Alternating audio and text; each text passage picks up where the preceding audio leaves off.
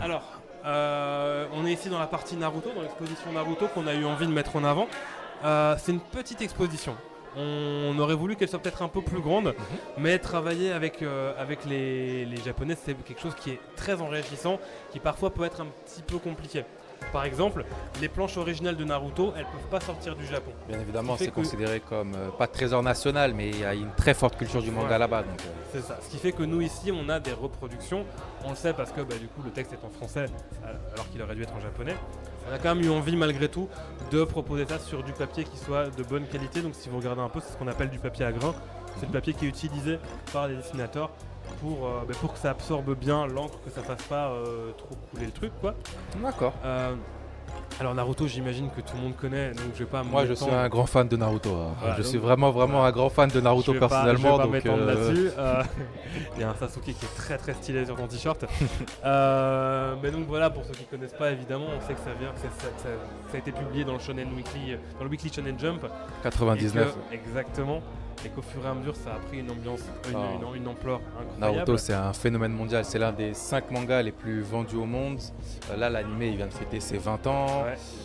C'est encore aujourd'hui un excellent manga en termes de vente, en tout cas en France. J'ai pas forcément les chiffres en Belgique, mais en France, Belgique, c'est tout autant. On se calque sur le marché français. c'est vraiment encore aujourd'hui un manga porteur en termes de vente, et ça permet d'introduire beaucoup de monde l'univers du manga. Donc franchement, Naruto, moi je dis Masashi Kishimoto, encore merci. Hein. Naruto, c'est excellent.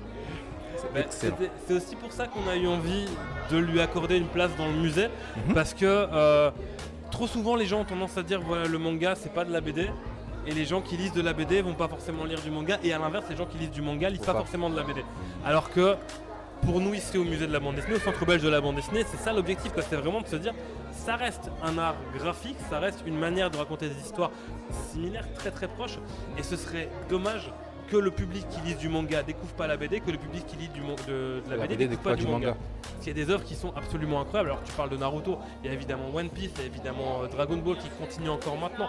Et puis il y a plein de trucs incroyables en manga. Je pense à Banana Fish par exemple, à Jojo Rabbit, je pense à quoi d'autre encore. Bref, à plein d'autres trucs Il y en a beaucoup qui valent la peine d'être découverts.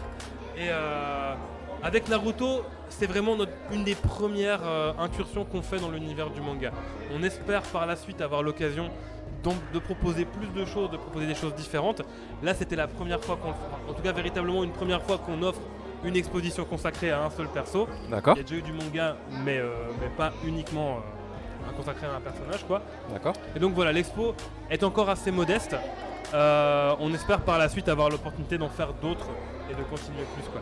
D'accord, j'espère, parce que honnêtement, vous avez commencé par, j'ai envie de dire, l'excellence, donc continuez comme ça. Continuez comme ça.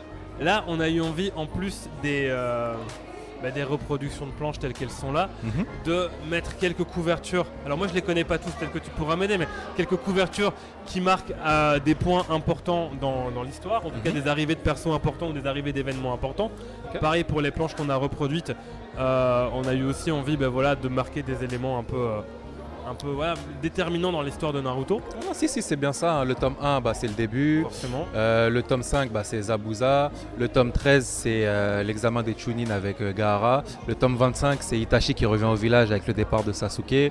Le tome 52, c'est le début de la guerre. Le tome 65, c'est justement le tournant de la guerre où Sasuke rejoint. Le tome 66, c'est là où l'équipe 7 se reforme. Et 72, c'est la fin. Hein.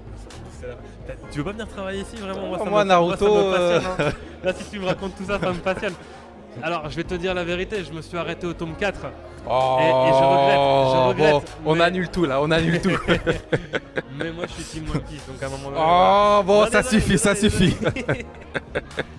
Et donc voilà. Alors, ce qui est quand même intéressant, et ça, je pense qu'on peut le dire, c'est que Naruto, c'est plusieurs licences différentes. Il y a Naruto la licence manga, il y a Naruto la licence animée, il y a Naruto la licence produits dérivés. C'est pas des licences identiques. Donc c'est aussi pour ça que nous ça a parfois été un peu compliqué parce qu'on avait plusieurs intervenants différents, quoi. On n'avait pas juste les ayants droit du manga, les ayants droit de l'animé, quoi. C'est vraiment. Et ça c'est par rapport au marché francophone France-Belge ou c'est par rapport au Japon en général? Je pense que c'est par rapport au Japon en général. Alors il faudra peut-être vérifier, peut-être que je dis des bêtises. Mais en tout cas, nous, ce que je sais, c'est que quand on a dû monter l'exposition, on a eu vraiment plusieurs interlocuteurs Ah, différents d'accord. pour des trucs très différents, quoi. De nouveau, le manga, l'animé, les produits dérivés, c'est pas les mêmes personnes qui gèrent. Ah, d'accord, bah, qui gèrent c'est intéressant de savoir ça parce que justement, si on souhaite faire des choses par rapport, là cette fois-ci c'est Naruto, c'est intéressant de savoir que ce n'est pas un seul groupe qui gère toutes les licences. Donc non, c'est très intéressant ça. Donc voilà, bah, écoute, je suis ravi de t'avoir appris quelque chose puisque Merci. tu m'as appris plein de trucs sur Naruto du coup. Pas de souci. je Hein. t'ai oublié, tu vois. Il faut essayer de convertir la racaille One Piece. Alors, Rakai One Piece, s'il te plaît, on va se calmer tout de suite.